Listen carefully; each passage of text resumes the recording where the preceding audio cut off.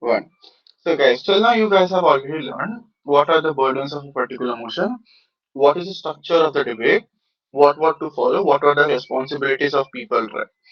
But till now you probably would have done you few mocks, but those were something were completely hit and trial, right? You were thinking about a case, you were trying to execute that case accordingly. But in debates, especially in parliamentary debates, what you have to do, you have to have a set process of thought process where you have to go forward and think and execute certain things, which means you cannot see every type of motions in the same way. So what we'll be doing in today's session is very simple. We'll be having a motion. We'll be like understanding how this motion would look like from both sides of the paradigm, how to go forward, and what are the things you have to go and take mark, and what are the like what in what order you have to go and utilize the 30 minutes of preparation time, and how you're going to deliver your speech accordingly. These are some things which you haven't been taught till now, because these are very subjective to motions, subjective to motion burdens or types of motions in general. So this would be an interactive session. I'll be asking you guys how to frame it, and I will be framing it at the same go. With me, Alita will be helping me for doing this particular case building. And let's see the next slide. Ananya. Cool. Bishwal. The previous one. Oh, the previous one, the content page. Content page. Cool. There are like three types of motion we'll be debating, right? Usually these are the main three types on which it works. A, policy motion, B, value judgment motion, and third is actor motion. These three types of motion are essentially the ones who are they have completely different POV of thinking, right? Whenever there is a policy motion, you think in a certain direction. Whenever there's a value judgment motion, you think in a particular direction. And third is when it's an actor motion, how you gonna think becomes the matter here. It can have like, for example, this house would ban cigarettes, and this house believes that cigarettes should be banned, are completely different stances. Cool. These are things you have to think in a completely different way. And though their verbatim might sound like very similar or probably gonna go and deliver the similar case, but in itself, in a particular like parliamentary debate, it doesn't go in that way. For that, next motion. The next slide. I guess Ananya का lag हो रहा है थोड़ा. Policy motions. Yeah, policy motion. What like let me just brush you up with policy motion before that. I just ask random person from here. Pratham, what is the burden of a policy motion? What you are, what you have to do, and how you're gonna execute it? Any idea? The burden of a policy motion. Yes. Basically, we can execute it in a way like it's a policy change, so a bit judgmental, I think so. Cool. The best thing which I follow, which would be helpful for you guys too, is if you're making a policy, who makes a policy? A policy is made by The government. government, Yeah, fair. yeah. Cool. And how does like government make a policy? Does it randomly like if it has to ban something tomorrow?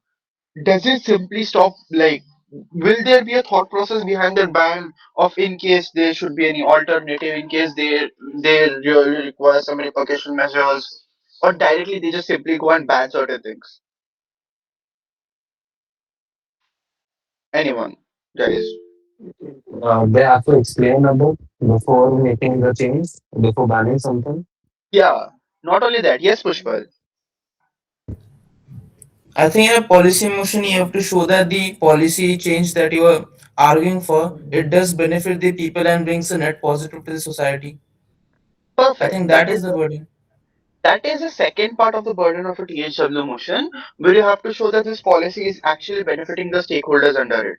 But again, the first part of the policy motion still states how well structured your policy in itself is.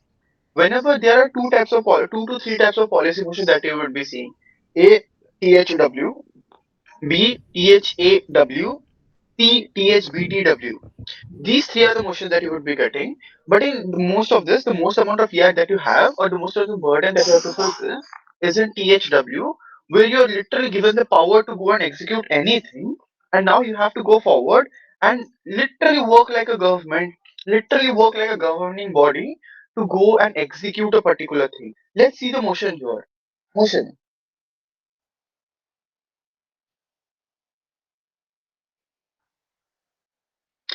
This house would teach children to have logical approach to life, even at the expense of reducing their emotional bandwidth.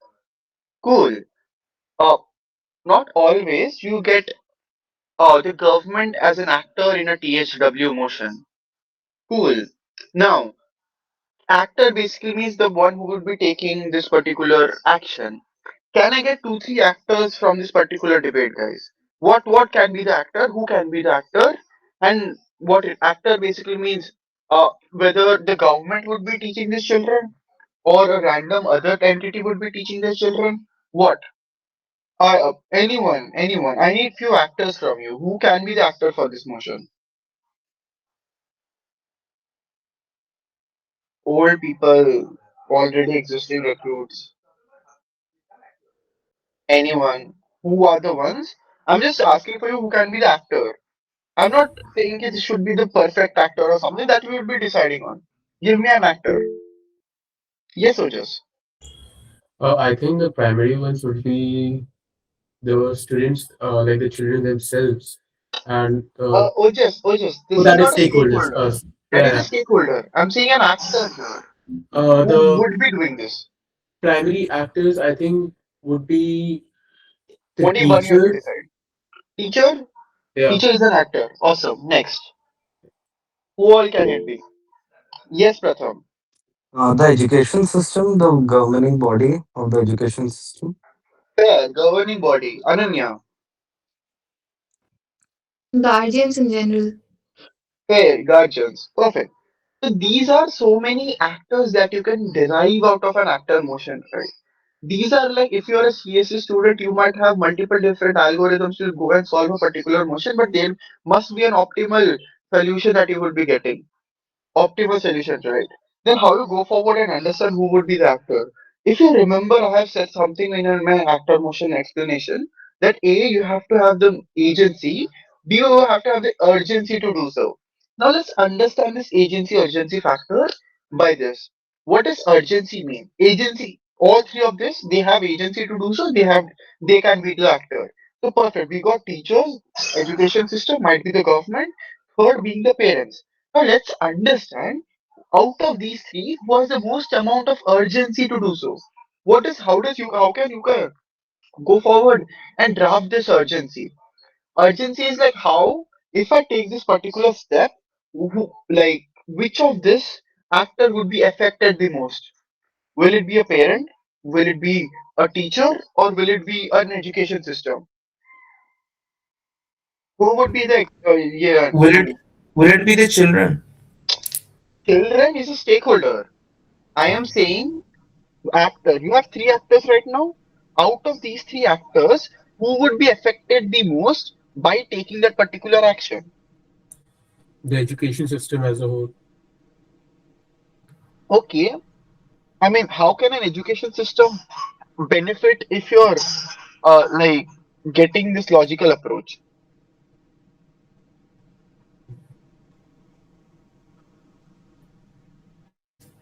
The first line to benefit, should that not be the guardian?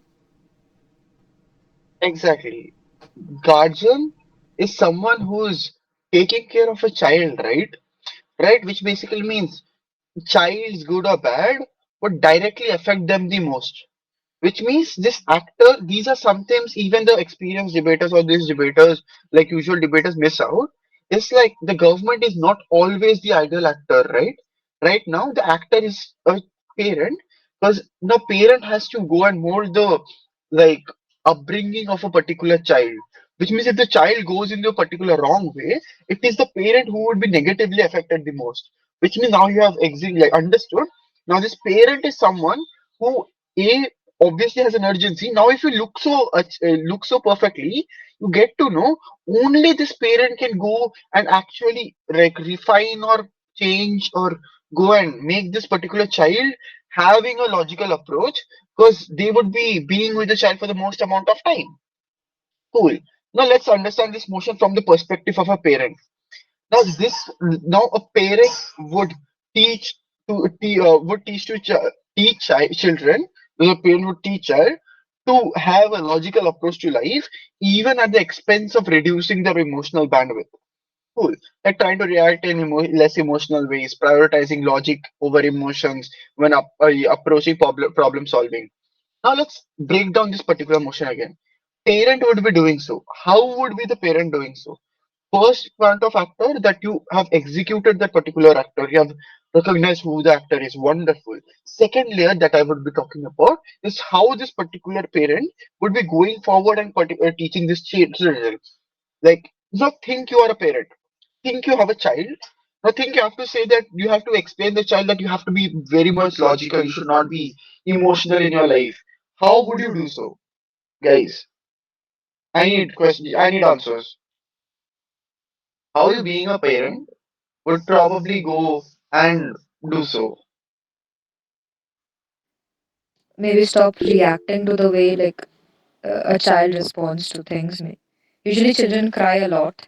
So, if you stop giving Okay, attention to that part of their activity, they might learn to control it. cool. That is one thing that I got. Okay, Ojas had a different word. Ojas. I mean, I would use some real world examples and also tell a way in that how a logical approach would help them Ojas, you are solve. running on a different like line right now. Understand? I am saying you are a parent. You can't give examples to your child, right? Or your child is 2 years old. Will you say that child that understand logical people are the best in the world, so you should be logical? No, right? I'm not asking you Alright. what would be later. I'm asking you how would you do that? I've got one answer that stop reacting to them. One could possibly be like giving them treats, make it transactional, make them that if you get a particular point that you will be getting money. If you have like if you get if you fail in your life, you don't get any emotional like closure. You would probably then try. You would be taught to go forward and learn more, do better. You will be taught to how like be very Like, teach them individualistic. reasoning kind of subjects, like those, so that they learn to find patterns in life as well. Fair, but that is something which is already existing in status quo. What new thing you're doing? Stop validating their emotional outbursts. Okay, cool. Stop validating the emotional outburst. That is the evil at the expense. Now you have to don't. It's like both are at one. Now what you have to do? You have to make this two, this zero, not this one and this zero. You understand? When you're having this particular line, even at the expense of, have a logical approach to life, try to make from 1 to 2, and then from as you do from 1 to 2, eventually your 1 to 0 would be happening, right? Now what you would be doing, make your relationship very transactional in general, which means you don't care about their like if they are failing, if they are probably having lot of failures in life at the beginning age. Try to probably go and impart them with no, you have to learn more, you have to think more, you like make grades everything in their life, make success everything in their life, make quantity everything in their life. Once you do so, what you would be getting is these children in general would be caring more about of like problem solving and stuff, which means at the point even if they fail, probably don't try to go and give them emotional closure. Don't try that it's okay, not an issue, people fail. Try to help them to probably solve that problem somehow, which means every part of the life, every part of their life should be like a constant question and answers, rather than if I fail probably someone would be helping them. Try to make them individualistic, try to make them solve their own particular problems, try to give them as their support as they want. Now this is how your policy would look like. Cool. This is the second part of making a policy of how you would be doing so. First part, actor recognition perfect. Second part, what you would be doing perfect. Third part is, by doing so, you would be getting some harm, right? It's written here at the expense of reducing their emotional bandwidth, which means trying to react in less emotional ways and stuff. How would this go and forward? Now this would be like negatives of this particular emotion is people are now very heartless. People do not care about each other much because they are way more logical. They are more into problem solving. They see problems of their life as questions rather than difficulties. They say problems in their life, if they are like going through a particular issue, they wouldn't probably they would be depressed. They would be probably trying to solve that particular question instead of doing so. Now, what are the harms? Are you won't be getting support? People are being individualistic and stuff.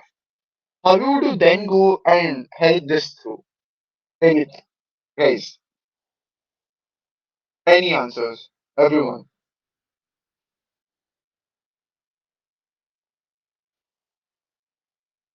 Cool. This comes under weighing, by the way. Implicitly, you can never go and explain that this even you are better off with this particular thing. What you then do is something called as weighing. What does weighing mean? Weighing means sometimes you do not try to, if there are like 3 at the same level, you do not prove that A is better than B just by neglecting B, just by saying that B doesn't happen at every time. What you simply do is somehow try to prove why this A is better than B on a comparative basis. I'm not explaining, I'm not proving that 3 is versus 0. I'm proving why 4 or 3 is more than 2, which means even at the expense of emotional bandwidth, what you are getting is something which is particularly logical, which basically means the requirement of emotional support in general becomes way less in your paradigm because you simply show that the status quo does not deserve that. Which means, anyways, in this particular world, you would have the people in general, extremely capitalistic, monopolistic, and very individualistic, which means there is no place for emotional, like, closure to even attain. Which means, right from the beginning, you will be having this particular thing, particular, like, development which would be helping you. So that is the awesome thing that you are catering. That is one thing, which means A, that you have identified the actor, B, you have made a policy, C, you have shown that even if particular negative things arise, how it is being solved. Done. Three. Last is something which knits them all in the same page, is connect them to status quo. Connect them, say reasons why this particular motion, why this particular thing is essentially required. Things like the status quo is extremely individualistic, capitalistic, social, like they do not care about each other, they don't have time for each other, which means at any point in time, if a particular person is not logical is not logical or is extremely emotional, the likelihood of them getting into depression and not trying is and not coming out of it is way higher. Which means by through this particular process, they will learn how to stay in the same thing. These are like normal characterization and framing that you can simply do, right? Oh yeah, done. Then what it comes is simply that you call impacting. Say why logical approach is better than emotion is logical approach is better even at the expense of like less emotional bandwidth. Actor motion, like beach wala between impacting and mechanization are more or less like equivalent or equal in every type, right? But what is essentially important in THW motion is the first three things. Remember, guys, identify the actor, give them an urgency metric, like how does it affect them? Do they have the agency to do so? Cool. Then go with what they would be doing, how they would be doing so. Then, then you would be proving by the explanation, by the frame that you have provided, there might be some amount of repercussions that you would be getting. How you gonna then go and solve this particular repercussion? Which means this house would ban cigarettes. You can simply go and say, okay, I would be banning cigarettes by this and this way. Probably take it out of normal stores, then manufacturing, then industries. You have banned. That is the second part of it. Third part, which you have to say, the amount of repercussion that you would be getting, because people would simply opt into weed because that would be more available and stuff, right? And which means now you have to show what are the measures that you're gonna take to take care of these repercussions that would be happening, right?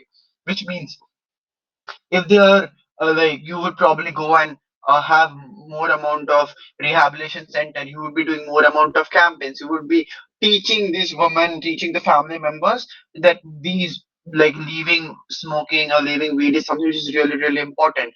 Push them to go push try to incentivize them to push the smoker through the rehabilitation center. Where you gonna do, which means this is called a disaster management. Policies in general comes with a lot of disaster because you are making a new policy which never existed before. Now, even the repercussion that you would be getting, you would require some amount of disaster management. So cool. This is the process how you go forward in working with the HW motion as a government. Opposition, same thing. You either go and say that yeah, I'm probably the status quo is extremely important. For this you can probably say no, emotional bandwidth is something is extremely important. Or what you could do is simply make a different policy. But again, when to make a new policy, when to work with the status quo. If the policy is solving a social issue, you would require a different policy. Which means if this house would ban cigarettes, you can't simply go and say, no, no, we should not ban cigarettes because people love cigarettes, people can't live without cigarettes. But simply that has a social issue onto it. Which means somehow you have to make some other type of policy which goes forward and minimizes the harms that the cigarettes are putting. That's where you make a different policy. If the particular policy has no problems in the status quo, like this house would privatize all national banks, you can simply go and say no. There inherently is no problem with national banks or government banks even existing. I don't have to make a policy. Let me defend the status quo. This is how you operate a THW motion. Any doubts, guys? All clear? Can the motion itself be challenged? What? Can we challenge the motion itself? Like, Challenge the motion. I mean, see, if you are an opposition, you have to go and simply oppose this, right? Oppose this means you don't either you do not agree with the policy, or you think that this and you don't agree with the policy and you require a different policy. That is one way. Or the second way as an opposition is you simply go and say the policy is not even required. The world is way better off without the policy. These are the two things that the opposition can do. Government has to always provide a policy, like a rigid policy of steps of how they would be doing so. Cool. Like how mentioned, how like stop giving them, like make them very utilitarian, make them individualistic. Don't give more attention to their failures. Even if they fail, just say how to go and problem solve. Don't give them certain amount of emotional closure from their birth. These are the certain amount of policy steps that are existing. So this is how you go and tackle a TSW motion. Any doubts? Final call, guys. Any doubts? All clear? If all clear, then give a thumbs up, guys. So I assume it's clear for all. Perfect. The last thing, I just to make sure that people are alive, people are awake. Can everyone raise their hands?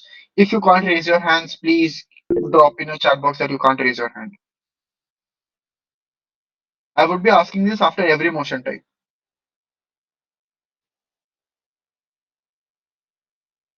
Okay, wait. Who's not raising their hand? Let me just check, guys. We have 18 people in the meet. Out of that, one is Ananya twice. So there are three people who are not raising their hands. Who are they? Can someone please go and identify who are they?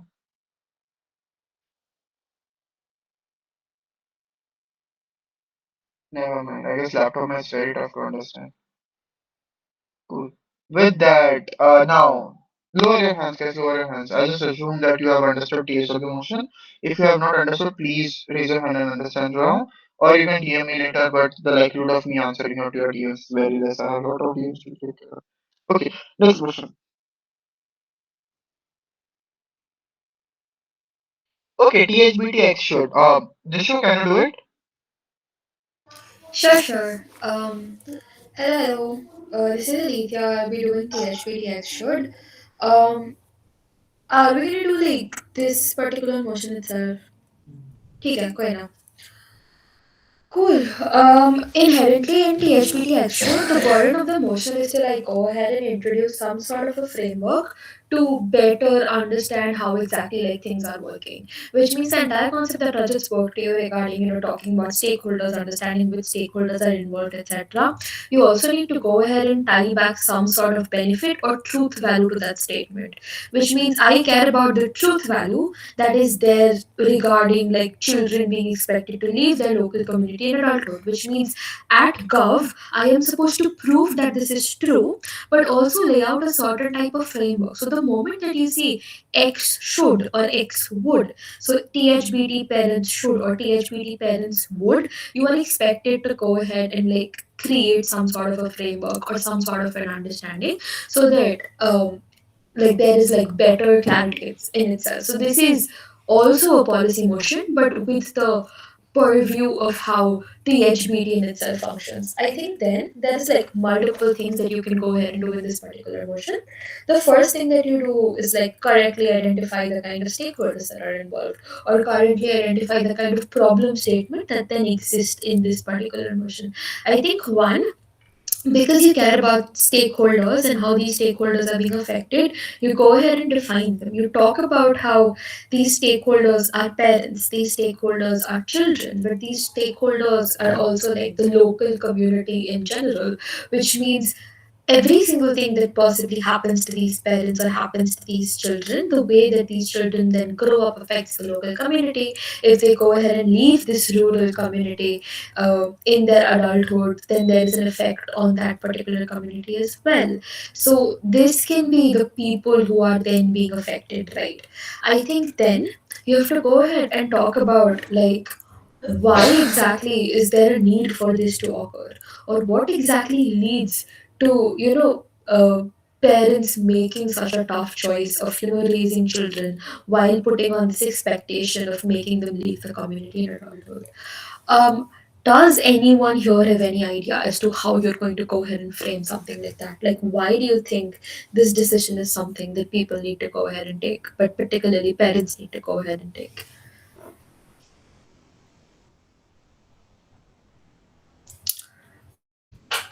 Hello, anyone at all?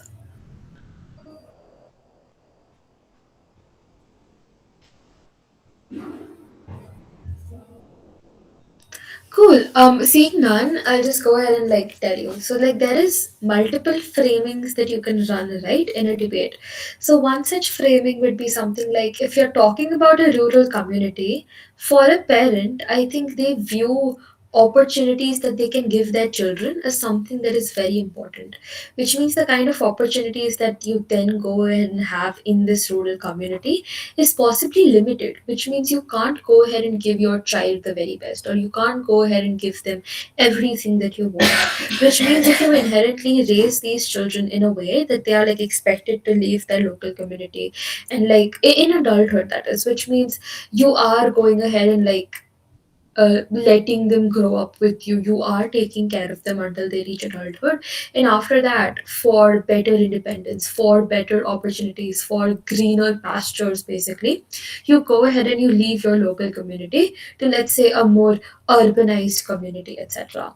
I think then at government you need to come and give multiple levels of understanding, or like a better kind of understanding as to how exactly the judge should view the debate, or how exactly should the opposition view the debate as well. I think then you can have some amount of framework of a policy where you talk about how you're raising this child with love and care, and like you're possibly raising this child with the expectation that they're going to have to leave, but also this expectation arises from the concept of giving them better opportunities or giving them better chances in itself, which means this child is probably raised with the expectation of doing good or generating some sort of utility in itself, which means in this capitalistic world, if you talk about success, this child who knows like the reality of the situation and leaves for like a better community, or a community which is like more prosperous, etc., this child is probably able to get more money, get a better job,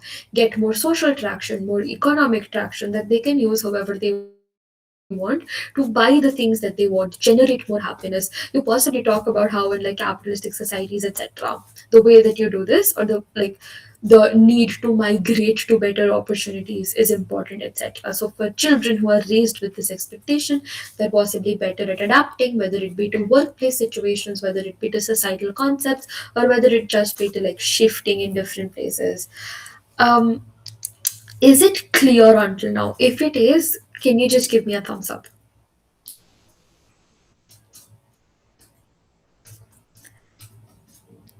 Great, amazing. Um, I think then what you also need to understand is that the kind of framework that we're talking about, right? Which means you need to tell me how this is happening.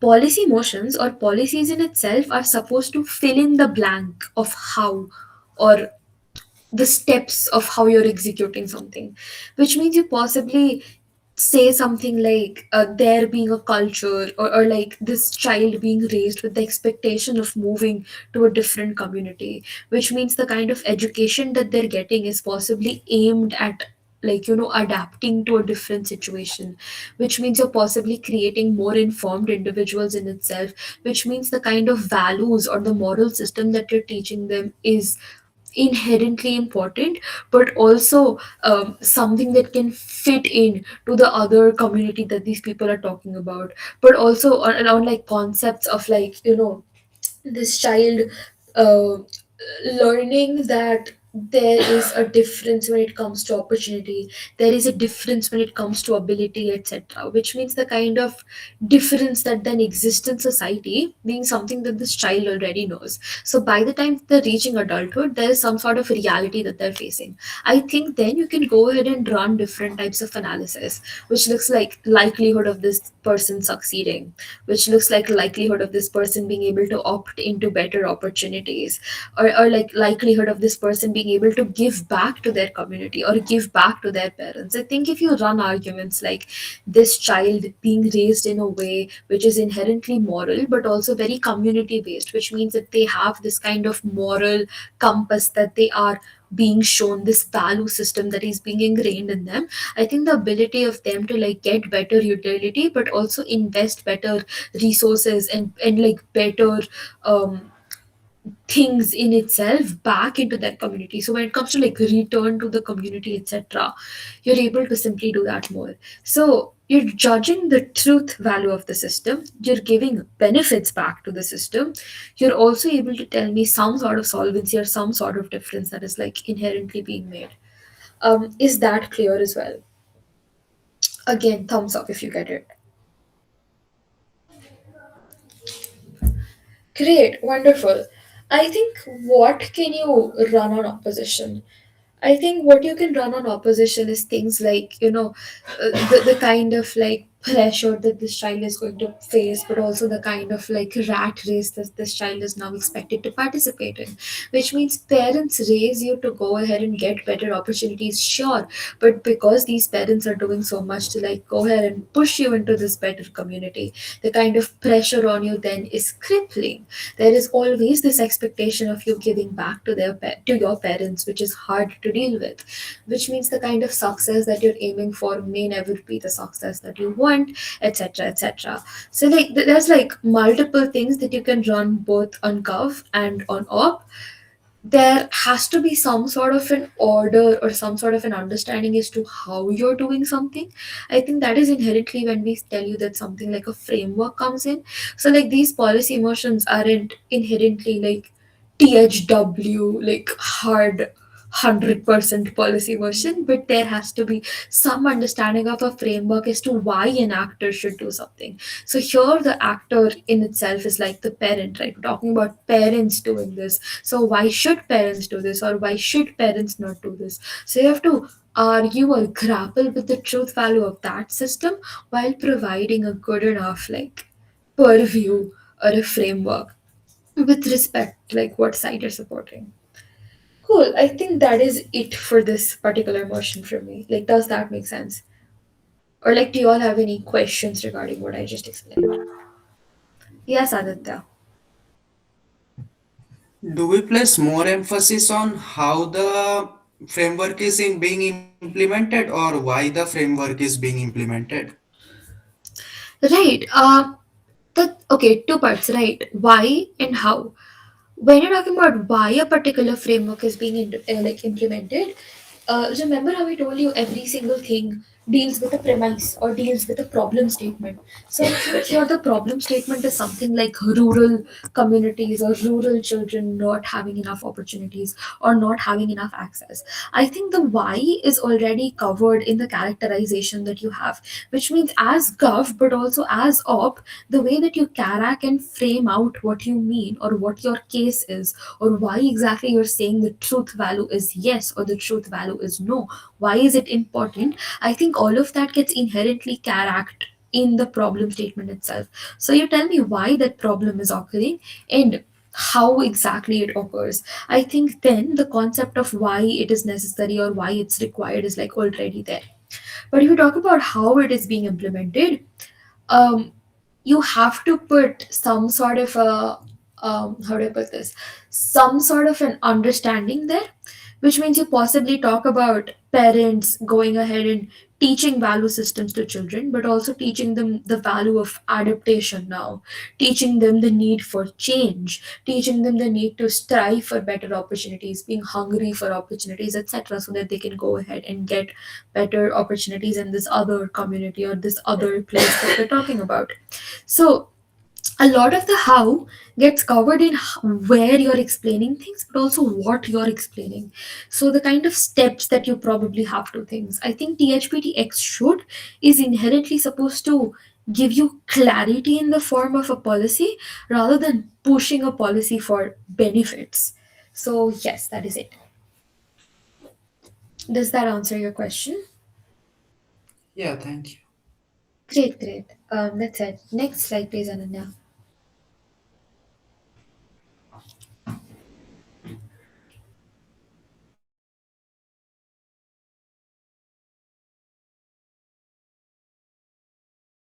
Right. Value judgment motion. Next slide.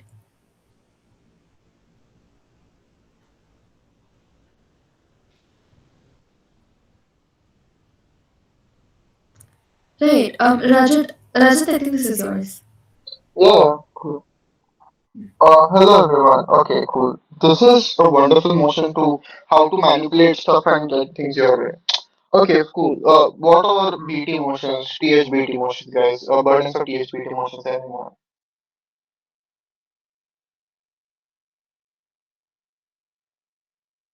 Um, anyone? THBT motions, guys. This house believes that Alita literally said half of it. I mean, if you're not still understanding, it's really sad because we have already have multiple workshops to it. Anyone? THBT. This house believes that motions.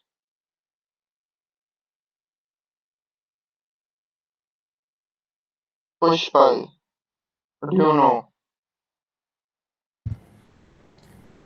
Yeah, I think in this motion you have to like Not in this justify the motion, claim. not in this motion. Just in general THBT motion. What's a THBT motion?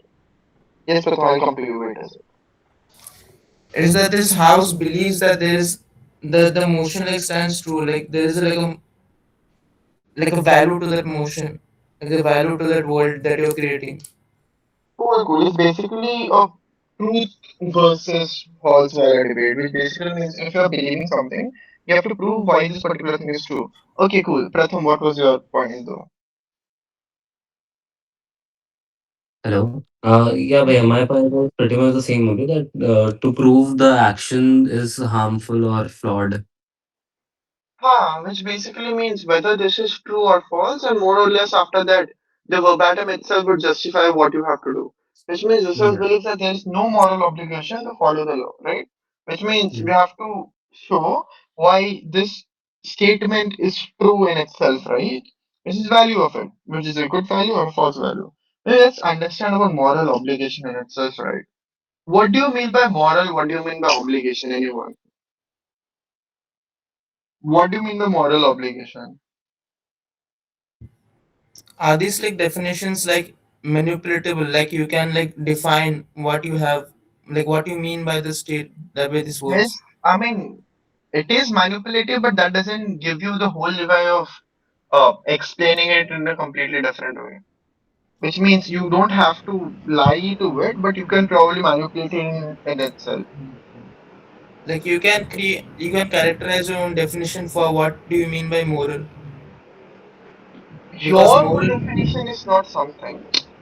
Where does morality comes from? What shapes your morality? How you go forward and do morals and stuff, take care of morals and stuff. In general, something that is ethical and something that is considered conventionally ethical, and in favor of the general people, so that is moral, and obligation is like following something. So Fair. moral obligation. By this, we can understand that moral obligation is something which is extremely subjective to yourself, right? Which is morals are something which you decide upon your own. Though there is a societal structure which enforces it onto you, but still at the end, it's your morals, how you go forward, which means how you are actually shaped or brought up, right? And obligation is something basically means the morals Yeah, are yeah. Yeah, Bolo? actually, it's a consideration of right or wrong. Can we say that? Morals in general, okay, cool. Right or wrong? How do you decide whether a thing is right or wrong? Is the biggest question here. Morals, it can be something which your parents taught you. It can be something which you taught yourself by seeing others. It can be something which the religion shaped you. Which means this in itself, we can at least understand this is extremely subjective. Any doubts? We can understand this is subjective, which means moral obligation to follow the law, which basically shows that the law in itself is something which is enforced, and moral obligation is something which is extremely subjective, which means according to you, you're we are see, we are not talking about whether you should do or not. It's about you don't have any moral obligation to follow the law. We are not saying that you have to go and break laws, guys. Which means how your morals actually go and shape you is something becomes the debate here. Wait a second. Oh yeah. That's it. That's what I'm saying. Which means now you can simply go and say how the subjectivity in general is probably like not related to the law in itself, because your moral obligation to follow the law, which means you having your own set standards, you're going forward and making the law, like following the law, which means let's understand it. How does a moral obligation become a moral obligation at the end of the day, right? Which means you have morals, you have like what can I say? It's like it's shaped by your upbringing, it's shaped by your own ideologies, it's shaped by your own beliefs, which means you have certain things. And secondly, there are laws which are made by a third person perspective, which is thrown out upon you, which means now the moral obligation completely says that in order means your morals in general does not force you to actually go and follow the law. Anyone understood till now, by the way? Guys, any doubts till now? Can you use real world examples like the Nuremberg laws, Jim Crow laws, apartheid? They were a part of the legal system as well. Very relevant to the debate, by the way.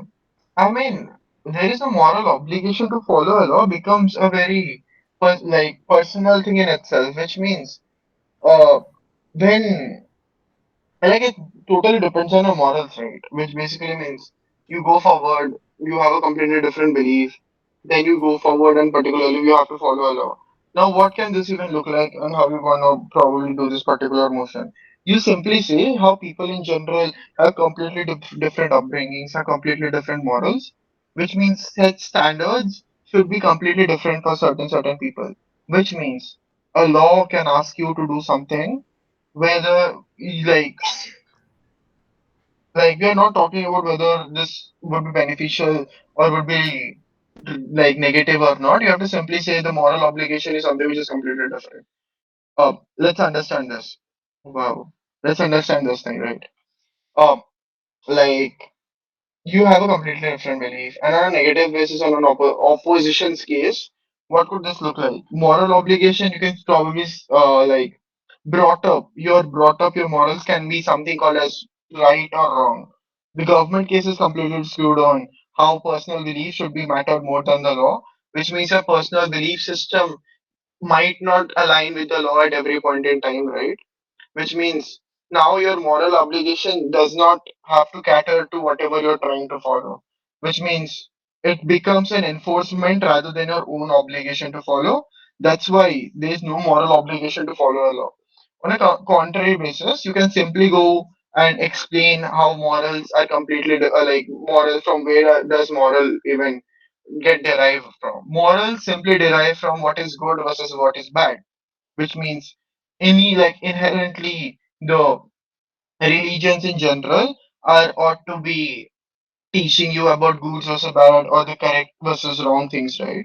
Which means now inherently the law system is showed to you in a very positive scale of how this in itself treats negative things. Cool. Now let's understand this on how this moral obligation becomes when you have a moral obligation to follow a law. Morally, if you think that you should be right or wrong always, or you should probably follow the right because simply the moral follows you, then you have a perception of how this law would probably is again right versus wrong thing, which means this would probably be a right thing. So now this image becomes more clear because simply societal narratives also might go and follow you because the moral obligation, the moral would probably go and mean to follow a particular law under anything, guys. These are like this house believes that motion. The way to unlock this motion in itself is understanding how does moral look like. After that, you can do so. Any doubts, guys? I mean, you do understand what I was saying.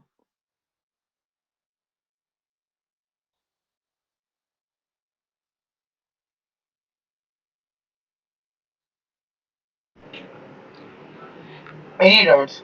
Pratham, Pushpal, Sanskriti, Aditya, Lavanya, Prabhu, Amrita.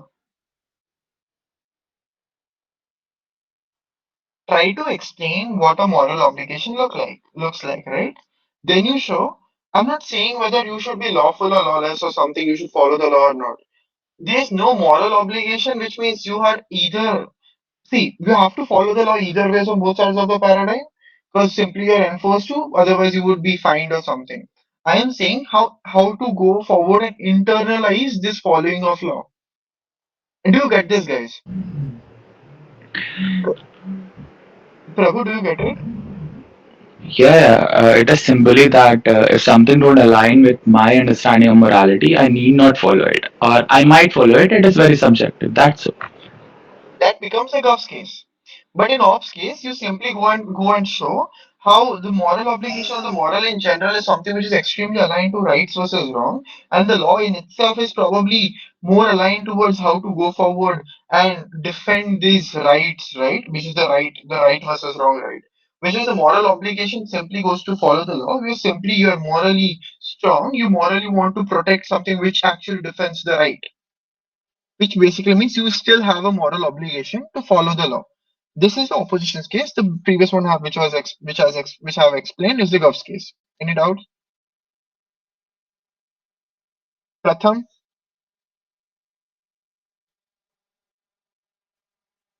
All clear, Bhaira. Sanskriti, Pushpa, Lavanya. I know this moral obligation in itself is very subjective to the definition itself. So this Can might the be a bit government tricky. Yeah, can the Prabhu? government and opposition have like two different definitions of the word moral? Yeah, they can actually have. But thing is, you have to go and link back to what is more right. Right? That's what even I try to. Otherwise, unless and until you go and completely give two different clashing, not clashing, I'm not saying one is right, one is wrong. Moral in itself is extremely subjective to how you go and frame it, right? So if you go and frame two different things, you have to somehow prove if the gov has completely different definition than op, the gov has to prove why gov's definition caters more than the op's definition. Do you understand? Yes, Bhaira. Cool. Like Even the if you government can like the yeah. government can have a different can like argue for moral relativism in regards to following the law, but the opposition can argue like on the basis of morality from a utilitarian perspective and say that morality does favor society as a whole and keeps it in order. Yeah, exactly. Now then you go and simply prove. which type of morality is something which is more closer to a particular person, which means which type of morality gives the most amount of satisfaction to a particular person, or from where, what is the background of the morality. Cool. All right, man. Did you get it, Pushpal? I can still explain it. Yeah, yeah, I got it. Cool. If there are no doubts, guys, next slide.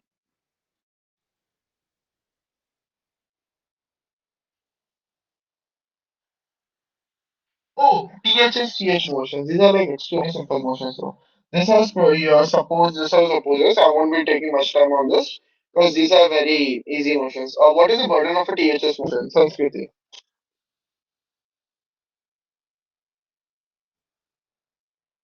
I'm sorry, I missed it. Could you repeat it? What is the burden of a THS motion? This is support motion.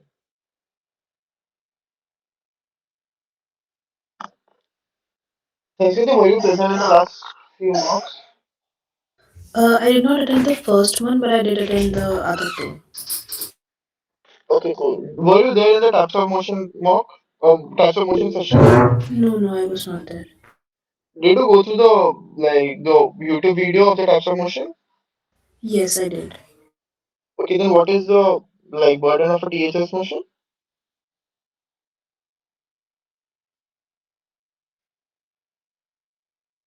Uh, I think it refers to like. Can you just give me a By moment? the way, Being motion types are the second session though. I don't remember which thing happened in which session, but I did attend the other two sessions. Just give me a moment. Let me articulate my thoughts. Cool, cool. No worries, no worries. Like, no need to take that amount of pressure. Just simply in your own words, you just explain what is a THS motion. The word in itself is extremely self-explanatory though. But how this thing okay? Okay, cool. Pratham. Pratham? Hello? Yes, Pratham. Burden of a Yeah. THS motion. Yeah, so it's basically we're endorsing an already existing practice. Yeah, it's basically suppose and opposites, like, which means it's Yeah. a comparative on whether harms versus benefits debate. That's how you go and frame it, these things. Which means Yes. if you're supporting it, you have to simply say the benefits of the particular motion is better, is like benefits are more than the negatives. Which means this motion says, see this motion. This all supports involvement in the Middle East, right? Which means involvement in the Middle East means you are supporting this all supports US involvement in the Middle East, means you have to simply show US involvement in the Middle East has a net positive than a net negative in the paradigm. What is the info slide say? Move fast, break things. Okay, cool. These are like the next motion, anyways.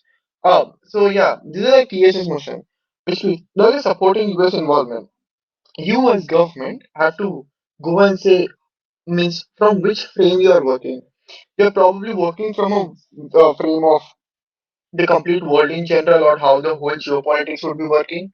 You can probably go and say how the Middle Eastern economics would be working, how the people in Middle East would be working, how US intervention in general involvement in the Middle East would go and actually go and affect the entire geopolitics in general or how people live in general, right? Which means now supports basically means you can probably say in the Middle East where there are like more amount of like what can I say, the harms which are present, the amount of terrorist activities, the amount of instabilities which are present in the Middle East, or the amount of violence that are present in the Middle East, you can simply say in order to go forward and what can I say? In order to go forward and maintain or bring peace to the particular place, there requires a particular third party or a third party powerful country which requires to intervene and then go and put out a net positive out of it. And that's how Middle East in general would be the people in Middle East would be going. You can simply say the people in Middle East are somewhere who are like suffering or going through so much of instability. This could be like involvement in multiple stuffs, right? Which means US intervention would probably go forward and supporting them accordingly. What could be the negative or the opposition's case even this in this event look like? The opposition's case is very simple. Say how the US in general is extremely, I would say, like transactional in general, which means they do not do anything out of like donation or out of like well-being or something. They just do out to get some amount of returns, right? You can simply say in this Middle East how places are extremely rich with all other stuff, or either to go, which means either they can probably get recruited through oil, or they can either probably get them through selling ammunition and stuff. Which means now the amount of soft power that this USA would be getting in two major metrics, A on this the selling or the like leaving or of the like ammunitions and stuff, and B is probably having a soft power in the eastern geopolitics to again go and encounter multiple states or and having their own bases in just near to their like enemies and stuff. C could probably be establish themselves as a global leader and to get them into a bit of global leader in order to get more amount of software. It can be a D to control the economics of the like world economics, because simply there's a lot more amount of like transactions which happens with the Middle Eastern states and stuff. These are the things which you can go forward and push as opposition, right? Supports, you can simply say how the humanitarian or how this instability in general really requires some amount of US intervention to go and stabilize these areas, or to actually modernize these particular areas to bring them to normal. But simply they have completely different ideology and stuff. The opposition's case can be of how this US in general would probably go and affect multiple things which would be negatively affecting multiple states at the same time. This is how you go and debate on a THS motion. Any doubt?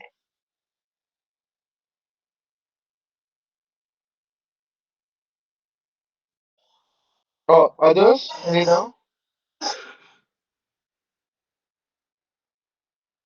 Sanskriti, Sanskriti and Aditya. No, no, no doubts.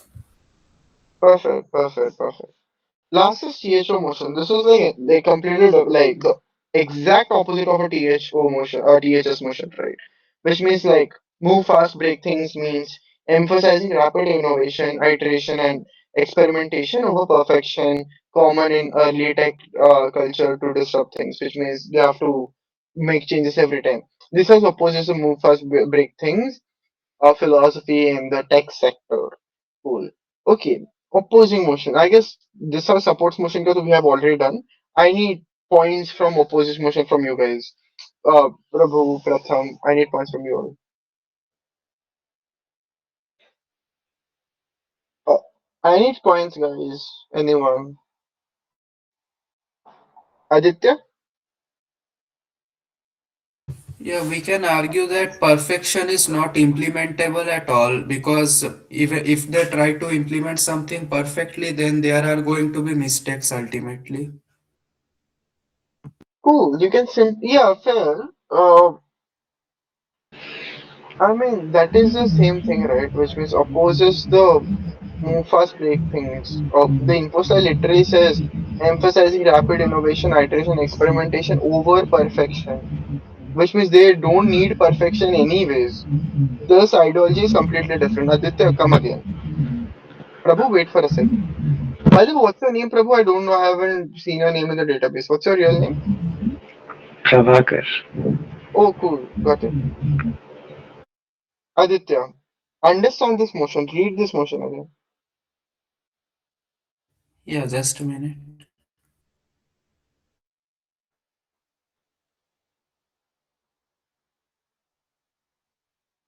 I would really request you all to not use ChatGPT, guys. By the way, I'm not using ChatGPT. I'm randomly scrolling Instagram at this point. Please do not go through ChatGPT.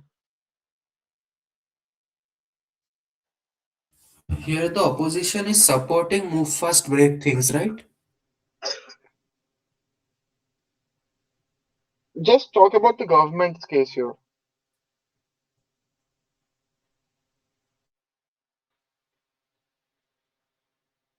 You're opposing a particular thing. Aditya, so you're opposing this philosophy.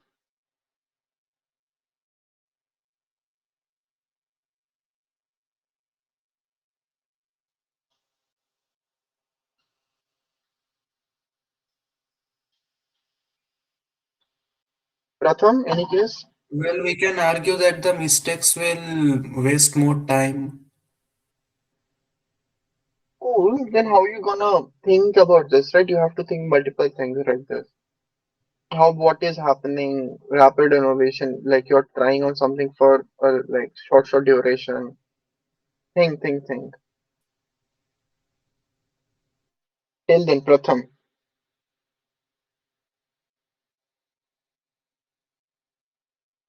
Pratham? Yes, Bhaiya. I'm just thinking. Yeah.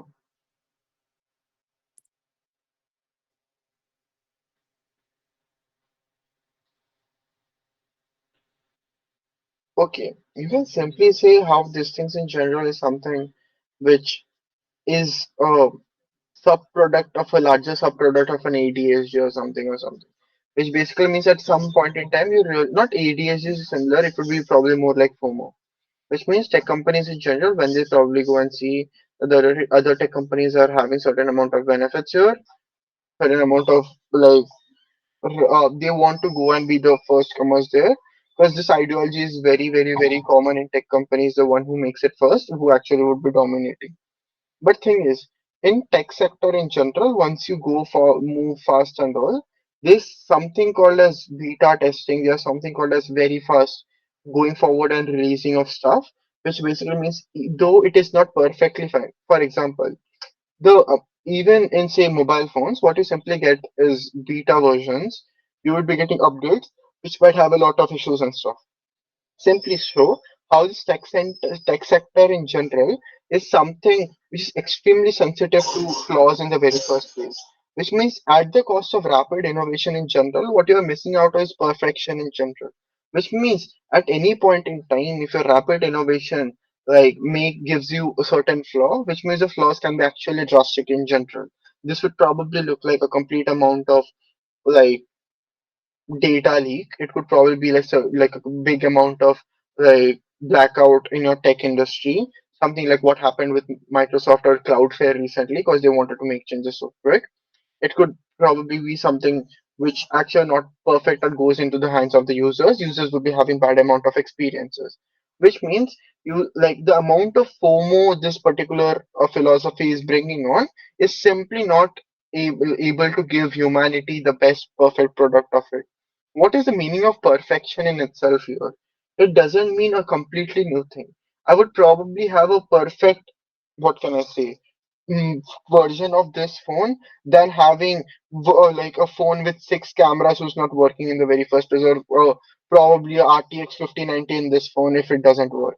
Which means the user experience in general is derived from the amount of perfection that you actually get rather than that. Which means initially you can go forward and sell this product by this value, but in like with course of the due time, you can't probably go and take out of this, right? Get benefit out of this. Did you get it, guys?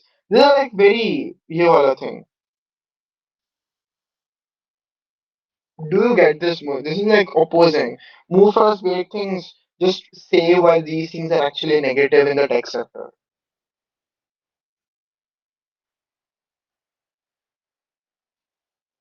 Sanskriti, Pushpal, Aditya, Amrita.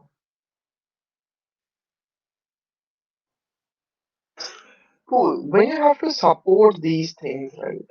You can simply show how tech sector in general is something which is extremely evolving in the very first place. Which means with the ongoing of AI in the very first place, the likelihood of you getting back a lot is way higher because simply the AI in general has probably go for like has started making things like producing or at least innovating things way faster than it used to be, which means the amount of like real hand experiences that you can actually get from instead of perfection is way higher, right? Which should probably mean like rapid innovation is something which becomes the need of the hour. Iteration in general, you would be learning it in second year software engineering. Is there some second year or third? Oh, no, third year, never. What you get is the more you the perfection in general is something which is not objective, right? Which means as like who Aditya said, perfection is something which is extremely subjective or extremely not attainable in the very first place. Which means, in you think of actually like perfection, you won't even understand what people actually demand for. Which means I probably would require a better version of this phone or the better camera of this phone only after understanding how this particular phone works or how these flaws work.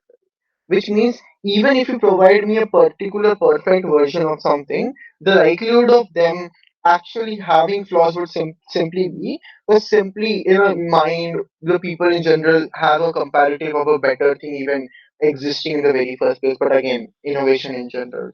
How then that can probably go, which means you're already losing out of time to just gain that perfection that you won't be getting at any point in time, because it's extremely subjective in the very first place, and there are competitions who would be existing, who would be going forward in each ways. Secondly, the amount of utility that you can probably get after with iteration and stuff or updation and stuff is way higher, because simply you can go forward, launch that product, gain that amount of traction, gain that amount of resources or the funding that you can get, and then go forward. For a tech sector or a completely new tech company, you can't go for a perfection because simply it's way more resource pulling. And secondly, a new more move fast, make new rapid innovation, you would be gaining like traction, you would be gaining that amount of like benefits or the amount of view or resources which could actually go and help you for a later stance. This is how you support and oppose. These are like very basic burdens. Your opposing means say the negatives of it, your supporting means say the positives of it. Cool. Did you get this motion, guys?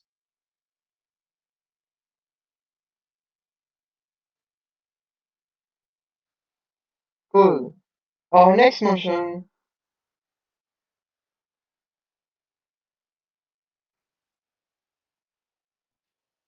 You have two more motions, guys. We will be ending up with this.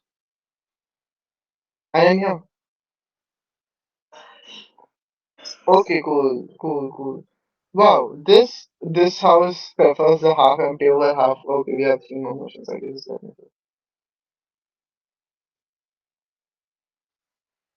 Yeah, we have three more motions, guys. We'll be doing it good. Cool. Prefers motion. This was Pratija's finals motion. So yeah, and then yeah, good thinking.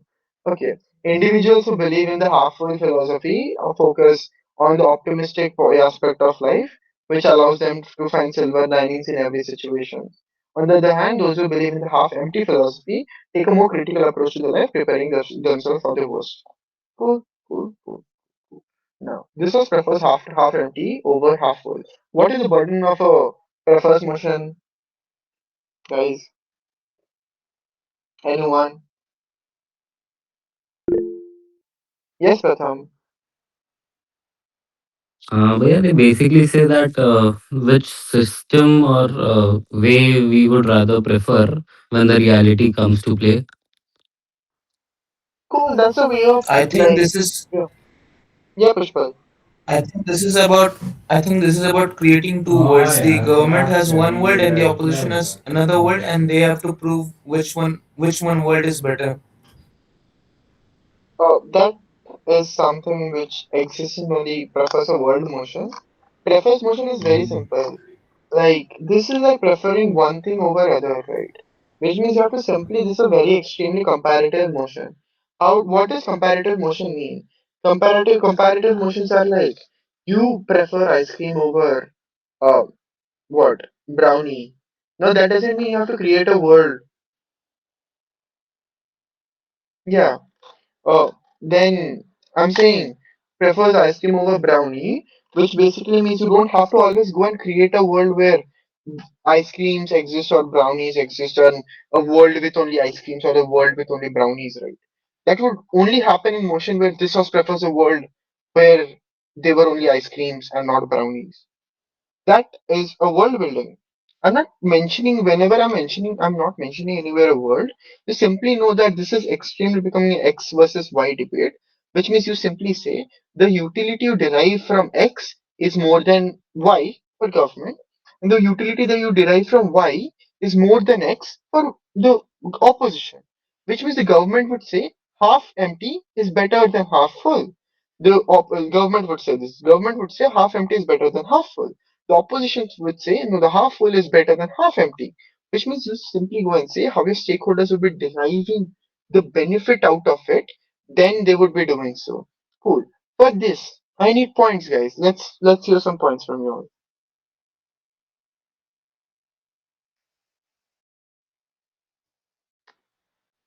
Can I get few points? Amrita, points. I guess like the feasibility of like the different things, like since it's a motion that depends on preference and not really on a very solid subject, then like what is more attainable. Oh, you don't have to go on the feasibility, right? This was prefers the half empty over half full, which means a person think two people who one has a half empty philosophy, one has a half full philosophy, right? Now you simply say which philosophy is benefiting the person, right? Which person with which philosophy? Okay, let's understand this. Half empty philosophy is like uh, what is half empty philosophy? Is more critical approach to your life, preparing themselves for the worst, which means they are very negative in general. They probably think that, oh my god, I might fail. I might fail. They have this particular amount of fear within themselves. They always be prepared for the worst. They always be trying that, oh my god, I don't know. They are always negative. They are not happy. Even if they fail, they would probably die. Something like that. Then the half full philosophy is something which is like extremely optimistic yeah, aspect of your life, which means whatever situation they are in, they always try to be happy out of this particular situation, which means they're probably dying. They will probably say that no, it's okay. I'm probably reducing the carbon emissions of my life. What bullshit, never mind. But yeah, if they're in a particular dish, they would probably go forward and say that no, fine, at least through this particular problem, I am getting some amount of possibly good thing or something. But in itself, for a half empty thing, they would in a very good situations in general, even if they got like 9.8, they would be feeling like, oh my god, I should have gotten 9 or 10. Like, if that is versus a person with 9.1, it was like, oh my god, okay, cool, I got more than 9, that's enough for me. That is like pessimistic versus optimistic type of like purview, right? These are just names. Now, okay, now, the points, guys, I need points from you all.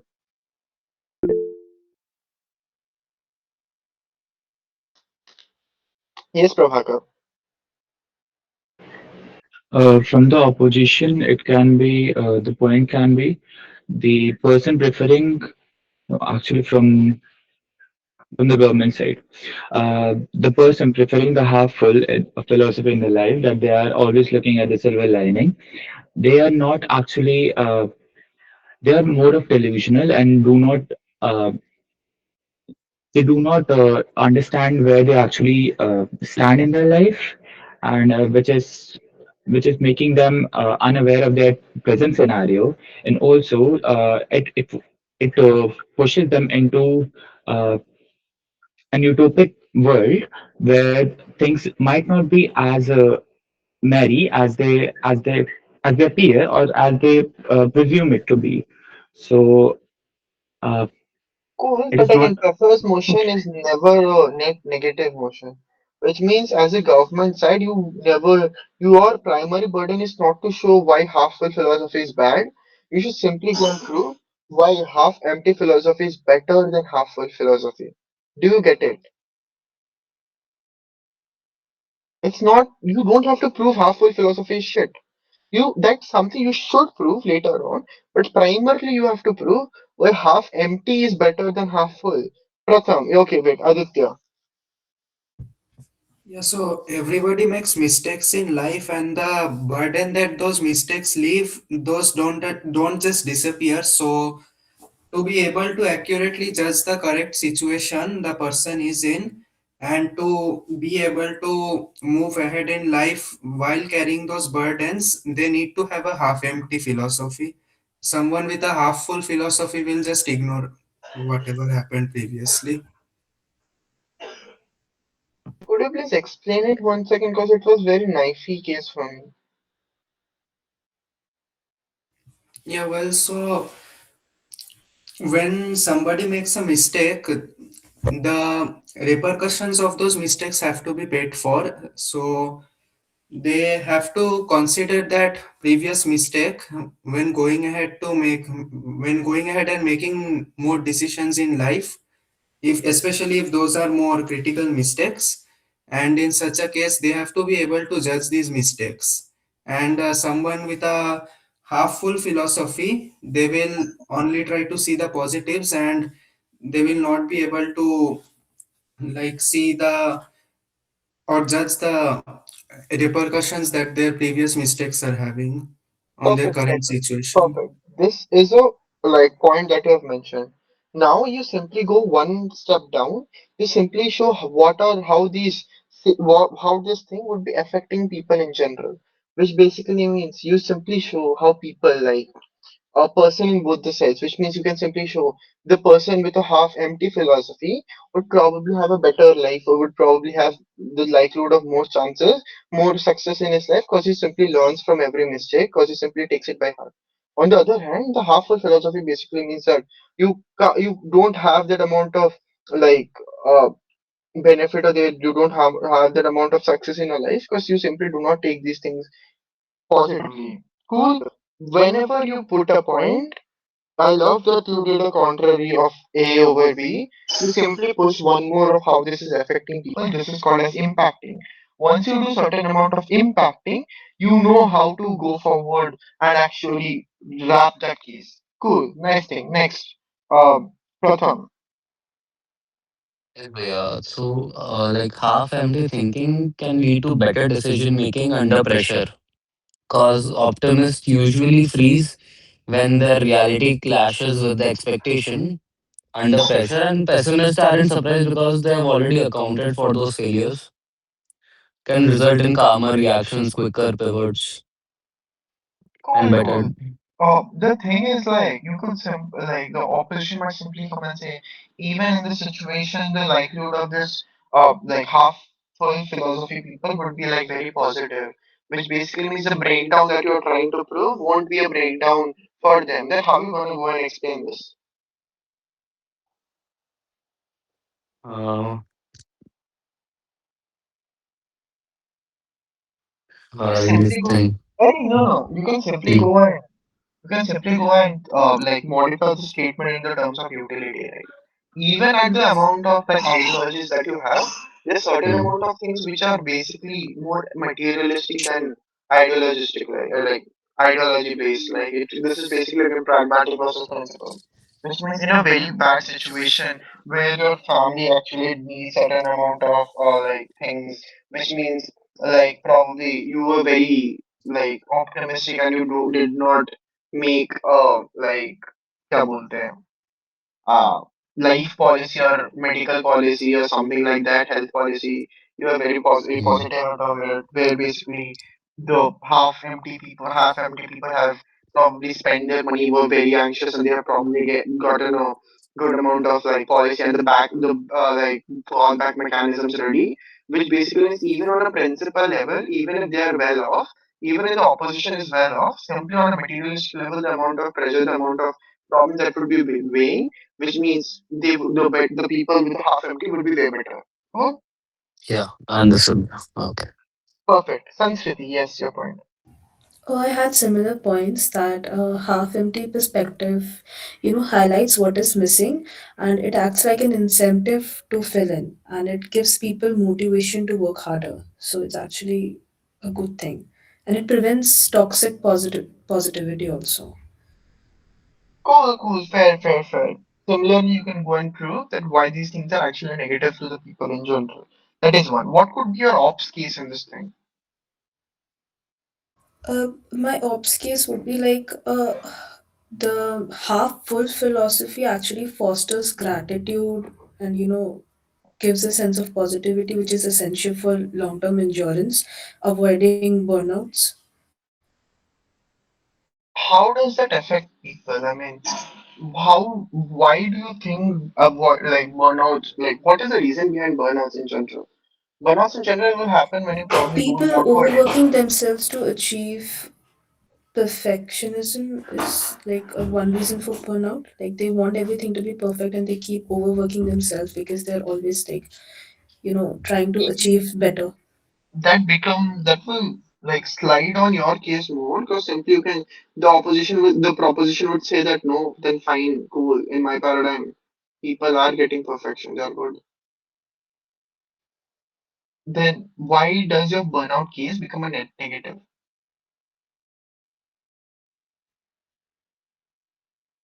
Yes, Pushpa.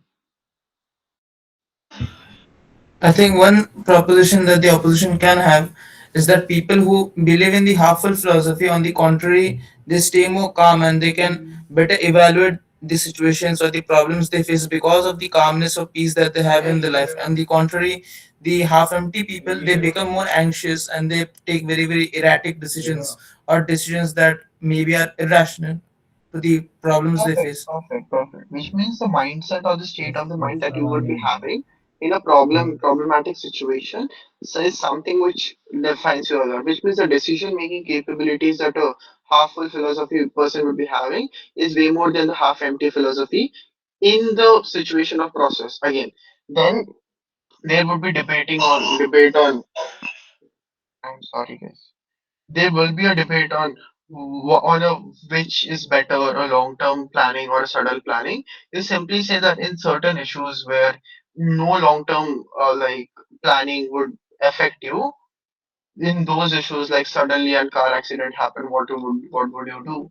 Suddenly something which you were completely unprepared of something happened, then what would you do? Then simply you can simply go forward and show how this half full philosophy would simply go and show the likelihood of them taking rational decisions, the likelihood of them getting out of depressions in certain problematic situation, the likelihood of them actually going to work or going and trying and not being affected by normal harms or not being like demotivated by normal harms would basically mean that these people would simply go and live a better life. This can be the ops case in this particular paradigm, particular motion. Do you get it? Pratham, yeah.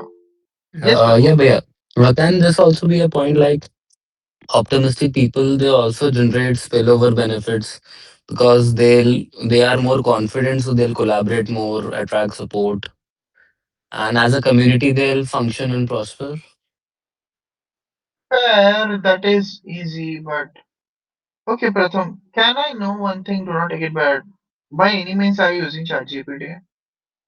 No. Okay, cool.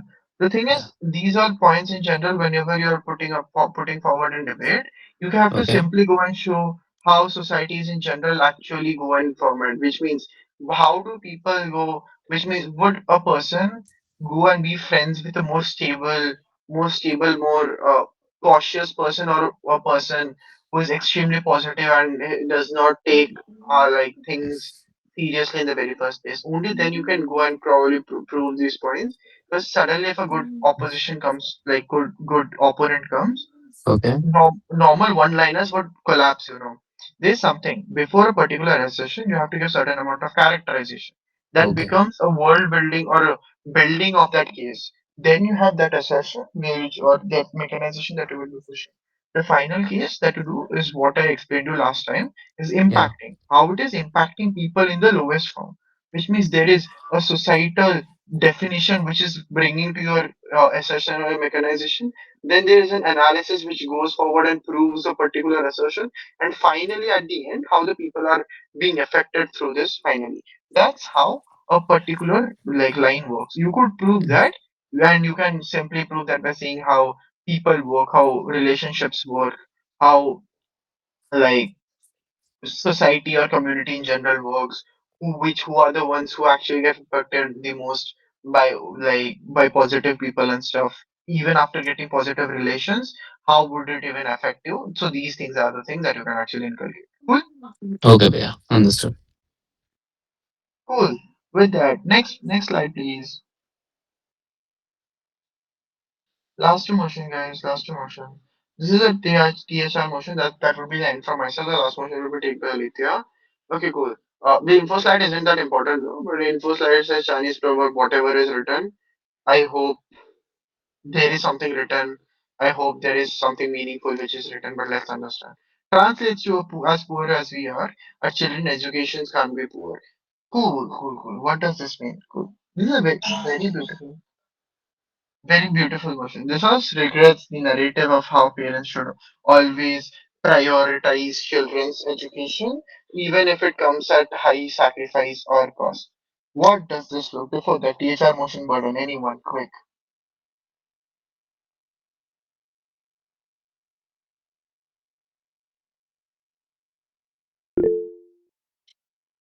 Yes, Pratham. Uh, Basically, where this like the how this house regrets is basically that ki uh, knowing the consequences, they're still choosing the like path is set, but regardless of the consequences, they still choose that path. Oh, regrets motion, Pratham. Regrets motion. Okay, oh, sorry. Mm. Anyone else? Alithya, yeah. Oh, not you. I'm not asking you. Yeah, sure. Super. Yeah. Uh, yes, Prabhakar. This house regret motions are basically some motion that already exists into a world, and the house regrets why it actually does exist. So it shows how it is a problem to it.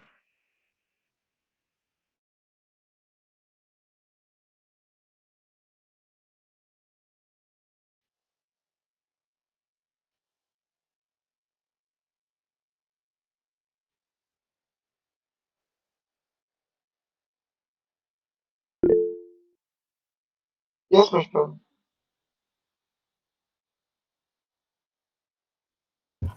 I think in this motion you have like a status quo that you want or don't want, and you have to like argue whether you regret that status quo or you don't want the status quo. Can I get some more? Cool, I'm Pushpa. I'm so sorry. Arey, cool, Pushpa. Let's take this one. Okay, okay. THR motion, cool. There are like few things that you have to go forward and do in THR motions, right? One is you set up a regret metric. What a metric means, which means why you think that one particular thing that you are regretting has a particular negative, like stance in the status quo. Which means if you're regretting, say, uh, glorification of cricket or regretting glorification of IITs in general, you simply go and first establish why you regret that particular metric, which means what are the net negatives which you feel that makes you feel that no, these are harms. Cool. That is one thing that you follow. Second thing is do is go and make a counterfactual, which is the main thing of a TSR motion.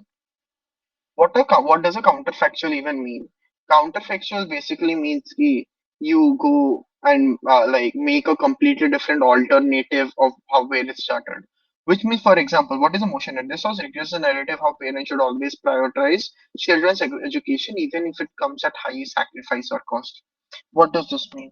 The narrative states that yeah, parents should sacrifice uh should prioritize children's education, right? Even if it comes at higher sacrifice or cost. What what does this mean and stuff? Which means there was some point in time where suddenly people have made this narrative that no, people like parents must not take care of their own uh like life or money or stuff. They should be taking care about their children's like education more. Now what you will be doing is a you go and say why these things are necessarily negative. This would probably mean that people in general would go and give up their cause, they give up their like things in their life, which means they probably had 1 lakh rupees, they have probably spent 95,000 of that in order to give the perfect education to their particular child. Now that is one thing that a negative like thing is there. What are the particular negatives of it? Negatives of it you can simply go and establish. It's basically like now if in itself is somehow in some place if the particular family is going through with is getting some issue or getting into an accident, this would probably mean that particular family in general would be like extremely suffering because the parent has already given up their like entirety for the child's education. Second thing would look like the the child in general won't understand the amount of suffering that the parent gives, which means the likelihood of the child going forward and actually helping them, which means the child would live a lavish life, which means there would be a completely different difference between the capability of the family and the education or the environment that you would be getting, that education you would be getting, right? Which basically means the likelihood of this turnover that you would be getting is way less, or which means even if the child gets a good amount of like life or general, the likelihood of them coming back would probably be different, because simply in the name of prioritization of child's education, the parent would probably be far away from them because he has to let go and let the child live some other. Now, where it has come from, right? It literally comes from self-sacrificial and being more caring towards their children, because people have often believed like children are something who will be taking care of yourself once they grow up. Now you can simply go and establish, because of these negatives, what are the like counterfactual, which means counterfactual would look like these parents would only give their certain amount, like would only go and keep their children into places where they can actually afford of, which means like, for example, like if I have 1 lakh rupees in my bank, I won't be spending 95,000 for for my child's education. I would probably be like spending only like 30 or 40,000 or a partial of my income through that. Why so? Is simply you prove that you care about your child's mental well-being or education in general, which means you simply go and say the child might have, or at least you take care of not only your child but of your family as well.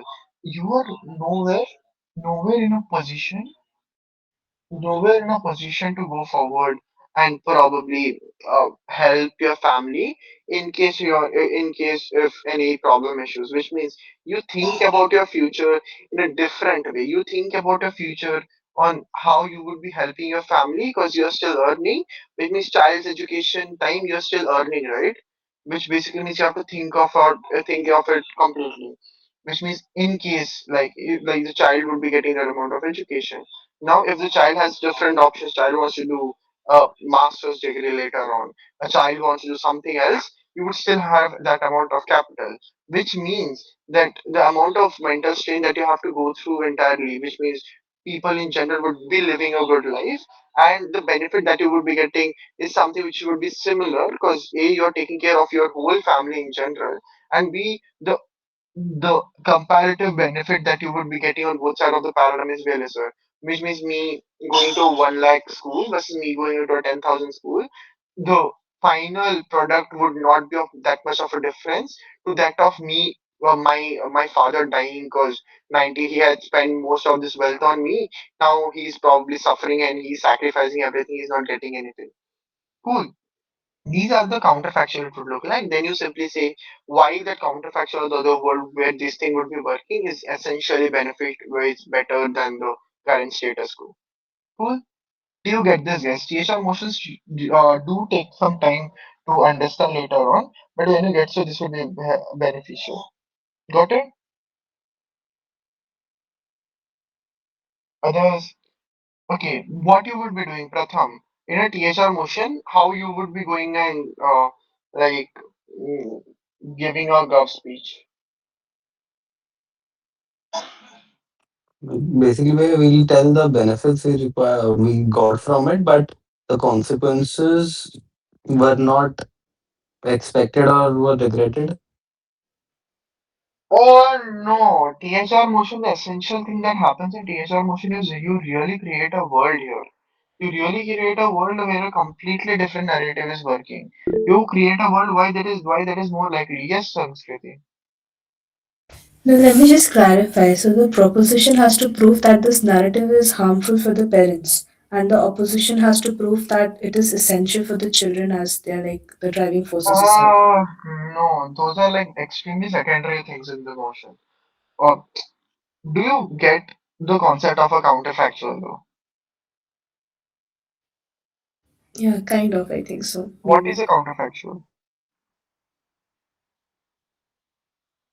See, it's not about counterfactual is a world where this thing never happened, which means this narrative never came. If like this house regrets cricket, you probably work in a, or this house regrets like Narendra Modi being the Prime Minister of India, you are making a world where Narendra Modi was never a Prime Minister. Right? Then, if Narendra Modi was not a Prime Minister, if BJP never came into power, what would have been the alternative? Alternative would have been like Rahul Gandhi being the Prime Minister of India, right? Which means now you work on a paradigm where Rahul Gandhi is the Prime Minister of India. Now then you go and compare Rahul Gandhi being the Prime Minister of India versus Narendra Modi being the Prime Minister of India, which is the status quo. The Rahul Gandhi's prime minister, like Rahul Gandhi being the Prime Minister of India, and that world is called as a counterfactual. That is Gov's case, which means you are not only just regretting or seeing the negatives of say, Modi's government, you simply show that in the absence of this thing even happening in the very first case, what would have happened, and if that thing would have happened, how that would have been beneficial. Got it? Yes, yes. Cool. Doubts, guys? Any other? Cool. We'll do this as like THR motion. And similarly, on the opposition case, this essentially becomes very. Yeah, you can simply say like this house regrets Mamta Didi क्या बोला Mamta Banerjee being re-elected as the Chief Minister of India in 2020 2021 जो भी साल था यार whatever I mean it's very tough to do a regrets motion on the 2011 2012 elections. I don't even remember who was there. But yeah, that's what I'm saying. That's how you make a completely different world. If like, possibly in 2021, if there is a new, like if BJP is coming into power in West Bengal, what would that particular world look like? What would that particular Bengal look like? How would India look like, or what would be the connections with different entities would look like in a paradigm where Mamta Didi was never the chief minister of West Bengal in 2021, or they was not re-elected again. In a government paradigm, it's opposition is very simple. You simply go forward and say that no, this thing is something which is essentially important, and then you simply go on a comparative metric of why the status quo is better than the counterfactual. Do you get it, guys? Perfect, perfect, perfect. With that last motion,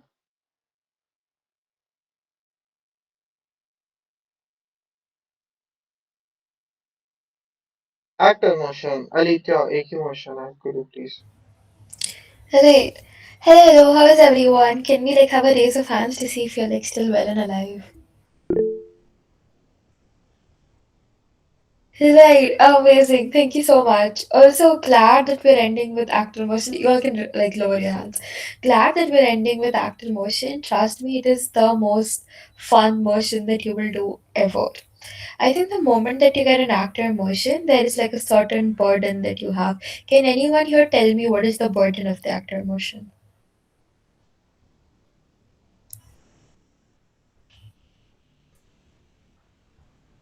Anyone at all? Prabhakar, do you know the burden?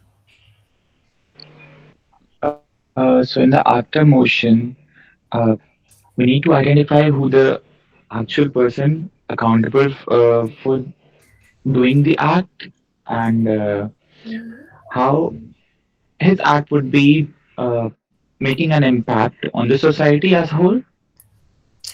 Cool. Slight correction. In an actor motion, sure you have to figure out who the actor is or like who exactly is doing the current action that we're debating, but you don't really have to talk about society. Society does not matter anymore, which means in an actor motion, all I will care about is the actor.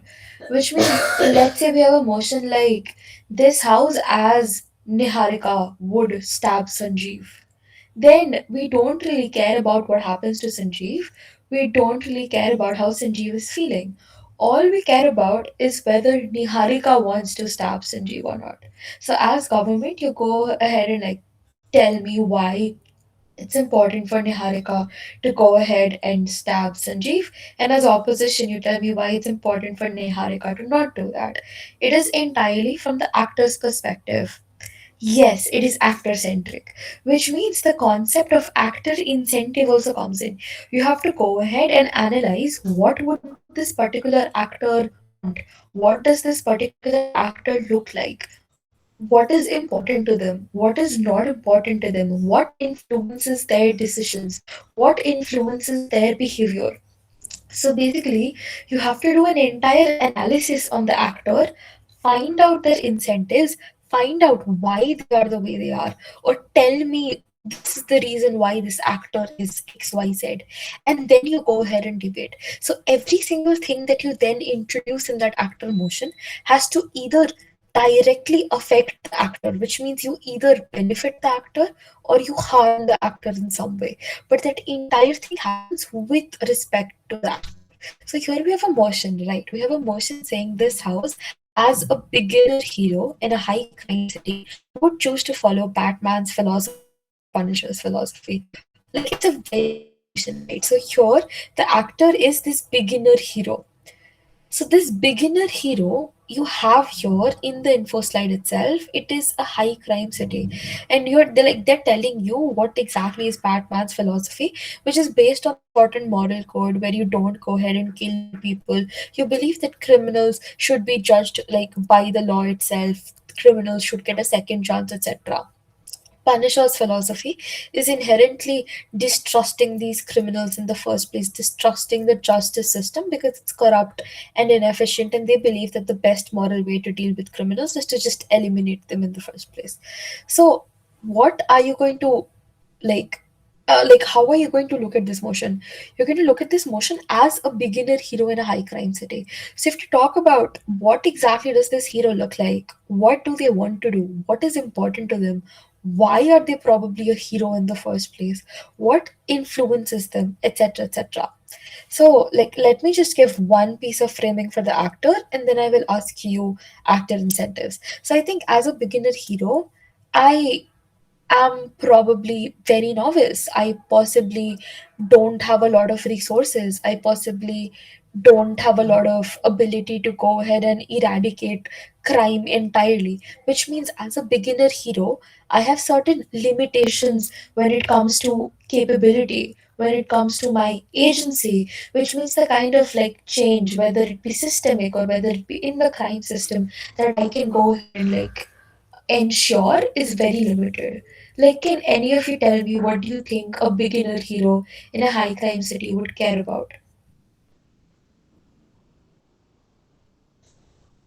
Will there be two actors each for the cover up? No, you're talking about the same actor. That is why you have to go ahead and prove to me on government why exactly is it important for this actor to follow Batman's philosophy.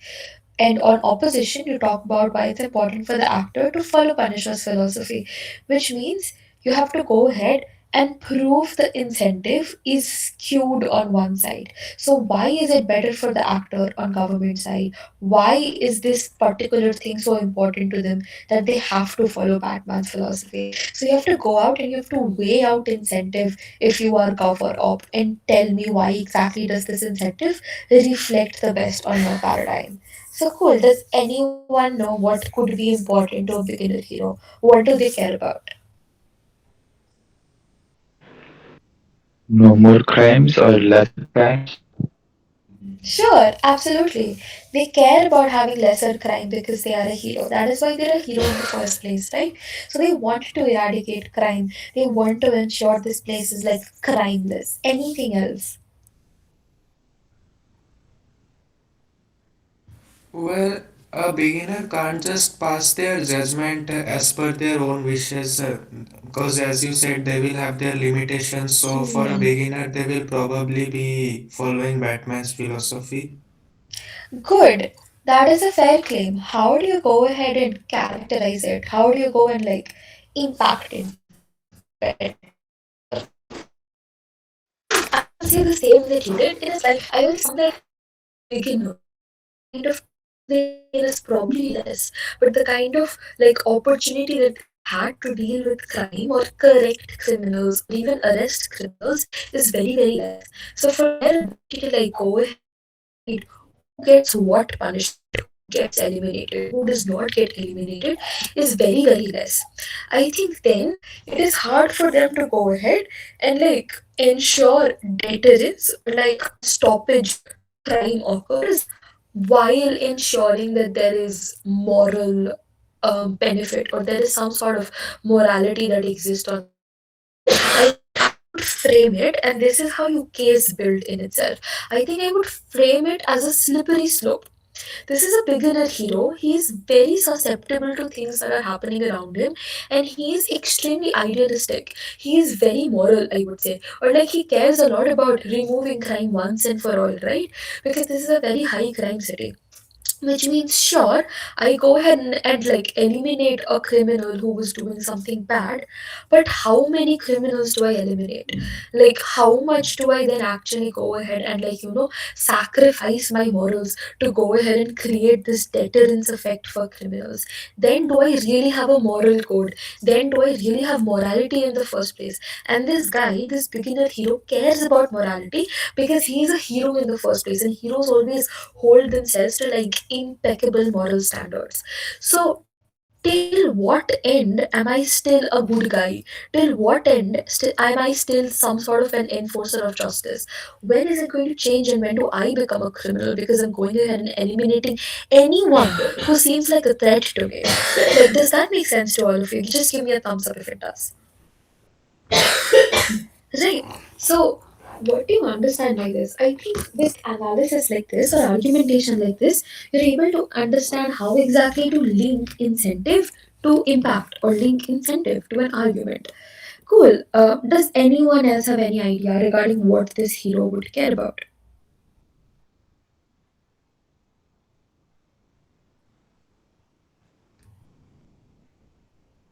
Making errors, like not making errors. Right. Very Eliminating the cause of these crimes or great. finding out Cool. the cause. Great. Understood. If I have to go ahead and like, let me tell you how exactly make sure arguments arise from these incentives. Let me take Samriti's idea first, that you care about not making mistakes. Trust me, I think I would frame it in this way. You're a beginner, you don't have a lot of experience, you are still nervous. You still don't know if you're doing the best thing in the first place. You know you're not Batman, you know you're not Punisher, you are not this very renowned hero in the first place. Which means your chances to do mistake is very high, right? And you don't want to do that. I think then you go ahead and talk about principle. So you have to join principles to your arguments for you to like cementify them. So I think I talk about the principle of guilt then. I, as a beginner hero, don't want to make a mistake and don't want to end up eliminating someone who I can later think, oh, there was some redemption chance. Maybe if I had given them a second chance, they would have been a better guy. Maybe they would not have been a criminal anymore. I think then it becomes incredibly hard for the beginner hero to live with the accountability and responsibility that comes up when you go ahead and eliminate people, or when you go ahead and like eliminate any perpetual act of crime, because there is always this question or this doubt at the back of your head which makes you think that am I really going to be a hero? Am I really going to be a hero, etc.? Because I think the more you go ahead and like entrench yourself in going ahead and like eliminating people, the more guilt you have, the more doubt you have. Cool. Does that make sense to you? Again, a thumbs up if you realize how exactly I'm linking arguments. Great. Prabhakar, could you repeat the incentive that you just mentioned for the actor? And we are going to use your incentive for op case. Eliminating the cause of crimes. Cool. Eliminating the cause of crimes. And here you can bring up metrics. So, how do you weigh out debate? I think I can weigh out debate on the kind of solution or impact or solvency that I get in general, which means I can weigh out short term benefits versus long term benefits. Let us go ahead and frame this actor better then. I think I care about eliminating the root cause of crime and root cause of evil, and that's what Prabhakar tells you, right? So understand what exactly can I do. I think on GovBench, I can tell you things like, hey, understand this is a better deterrent of like, making people think that they have a second chance, which means you don't give up on people. There is possibly more reform that is going on in this side of the world, but also evil or criminals don't just crop up. There are certain circumstances because of which these people crop up, and the beginner hero knows that, which means the beginner hero cares about giving second chances because they care about doing good for the people of the city. they want to do good, they want to generate good. I think if you run framing like that, you can claim things like, because criminals are made and not born, because circumstances make them to be so, little by little, if you go ahead and give people second chances, if you reform the system, if you reform the structure, there is a higher likelihood of these people being reformed and crime being less, and the hero likes it and the hero cares about this, because their main goal was to eradicate crime in general. I think a similar argument can also be done on opposition. Opposition can come and say, hey, but realize on a long term basis the deterrent effect that can happen then. If you go ahead and eliminate people, if you kill people who are, like, doing heinous crimes in itself, there is a far greater chance that these people won't even go ahead and do the crime in the first place. Which means, sure, like, maybe Joker is going ahead and doing really bad crimes, but instead of arresting the Joker, it is far easier for there to be a stronger deterrent effect if you simply eliminate the Joker. Which means 2 years later, there won't be similar crime cases because no one else has the guts anymore to go ahead and do bad crimes like the Joker does. Which means, sure, on a short term, this is a very, shock effect. This creates some sort of shock in society or shock in the way that you deal with crime. But on opposition, you can claim that because the deterrence effect is so very great, crime does not happen. Which means, sure, the society doesn't change, the institutionalized structure which permits crime to take place or which creates criminals does not change, but at least you still have a deterrent effect. Crimes still don't happen, people still don't die, heinous crimes don't happen. I think that is how you go ahead and you mechanize things out and you create logical argumentations. Can anyone think of any incentive that is going to be beneficial for opposition bench? Anyone at all?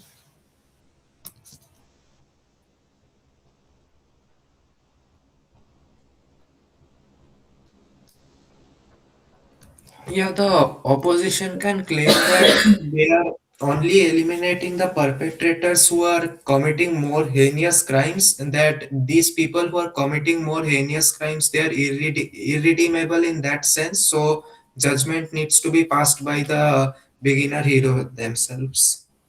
Absolutely. The opposition can go and claim that. And that's a pretty good argument. You say that, hey, I don't go ahead and kill every Tom, Dick, and Harry, right? I only go ahead and kill people who do bad crimes, who do heinous crimes, where, the significant impact of the crime is so very bad that it affects a lot of people.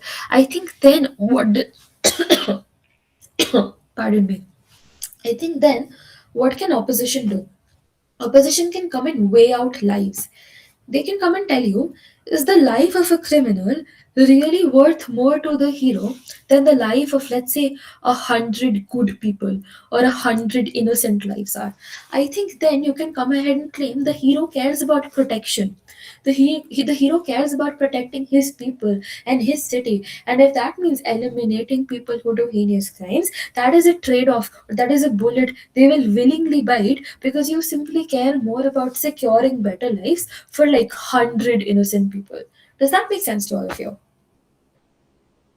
Great. I think that is inherently you go ahead and you talk about actor incentive and you link every single actor incentive to, hey, why is this actor even finding this important?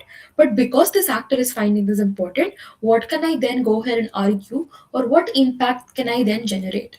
And then you go ahead and link it back again by saying why this impact directly benefits the actor, or why this impact directly goes ahead and makes things better for the actor, and then weigh out over the other bench. So if I'm government, I will weigh out over the opposition bench and show you how the actor is simply better off in my side of the world. And that is inherently how you win actor debates. If all of that makes sense to you, a bunch of thumbs ups, please.